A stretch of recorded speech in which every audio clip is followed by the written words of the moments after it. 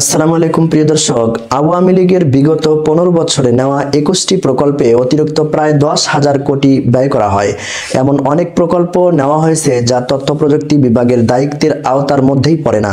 এই ধরনের প্রকল্প বাস্তবায়ন করে অর্থের অপচয় করা হয়েছে। এখনো উদ্যোগ নেওয়া হলে এসব প্রকল্প থেকে অন্তত 7,000 কোটি টাকা সাশ্রয় করা সম্ভব। আইসিটি খাতের অনিয়ম ও দুর্নীতি তদন্তে গঠিত প্রতিবেদনে এমন তথ্য উঠে এসেছে। গত সোমবার তথ্য প্রযুক্তি উপদেষ্টা নাহিদ ইসলামের কাছে প্রতিবেদন হস্তান্তর করা হয়। তথ্য প্রযুক্তি মন্ত্রণালয় ও তদন্ত কমিটি সূত্রে এই তথ্য জানা গেছে। এ বিষয়ে ডাক, টেলিযোগাযোগ ও তথ্য প্রযুক্তি উপদেষ্টা বলেছেন, স্বৈরাচারী আওয়ামী লীগ সরকার তথ্য প্রযুক্তি খাতকে একটি ভয়াবহ লুটপাট ও অপব্যবস্থাপনার খাত হিসাবে পরিচিত করিয়ে দিয়ে গেছে। তাদের অপকর্মে দেশের ডিজিটাল ইকোনমি এবং ডিজিটাল ট্রান্সফরমেশনের ভাবমূর্তি ক্ষতিগ্রস্ত হয়েছে এবং দেশের বৈদেশিক ঋণ পরিস্থিতিও নাজুক হয়েছে।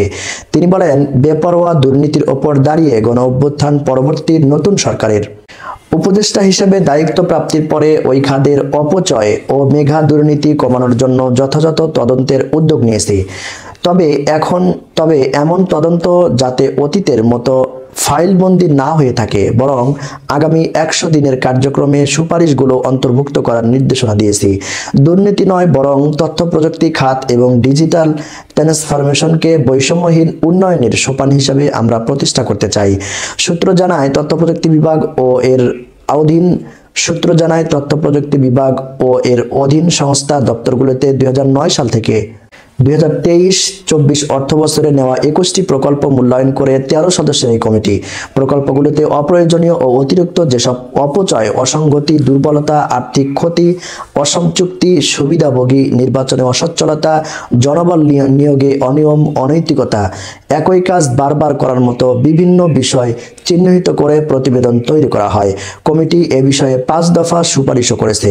এর আগে ডাক, টেলিযোগাযোগ ও তথ্য প্রযুক্তি মন্ত্রণালয় এবং তথ্য ও সম্প্রচার মন্ত্রণালয়ের উপদেষ্টা মোহাম্মদ নাহিদ ইসলামের নির্দেশে গত 8 আগস্ট আইসিটি বিভাগের অতিরিক্ত সচিব মাহবুবুর রহমানকে আহ্বায়ক করে ওই কমিটি গঠন করা হয়। তথ্য প্রযুক্তি বিভাগের সচিব শীষ হাওলাদার চৌধুরী সরাসরি ওই তদন্ত কাজের দিক নির্দেশনা দেন। পরে এতে যুক্ত হন তথ্য প্রযুক্তি বিভাগের পলিসি অ্যাডভাইজার ফয়েজ আহমেদ তৈয়ব।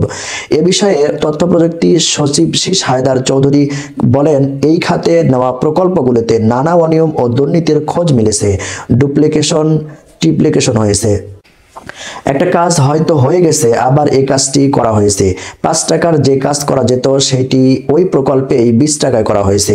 আবার কোথাও কাজই হয়নি। আমরা রাষ্ট্রের অর্থ ও সম্পদ রক্ষায় গুরুত্ব দিচ্ছি, প্রকল্পের অপ্রয়োজনীয় অংশগুলো কেটে দিচ্ছি। প্রিয় দর্শক, এই ছিল গত 16 বছরের দুর্নীতির একটি অংশ।